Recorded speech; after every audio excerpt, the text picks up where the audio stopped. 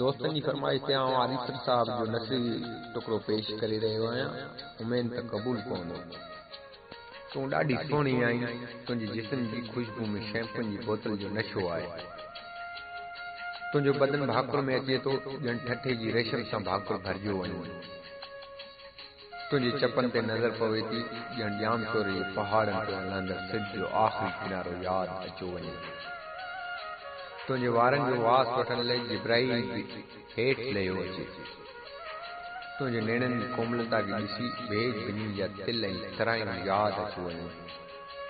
तुंहिंजे उरहनि खे कोयड़ी जी धुंध में वेड़ी टकियुनि जी चोटूं ज़हन में ईंदियूं आहिनि ऐं हिकु पुराणी तशबीह ज़हन में ईंदी आहे त गुलाब जे हिन गुलनि में ॿ भंवर वेही इन जो वास वठी रहिया आहिनि। तुंहिंजे खिलनि खे मोवर पंहिंजा टहूका विसारे छॾींदो आहे। तुंहिंजे मुरकण सां सॼी सिंध पिरे जी रोशनी सां पालोड़जी वेंदी आहे। तूं ॻाल्हाईंदी आहीं त तुंहिंजे आवाज़ सां जज़्बान दिलि में उजमा उथंदा आहिनि।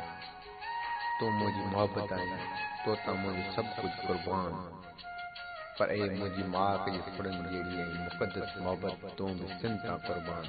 किताब कंदीअ टॾनि कंवल।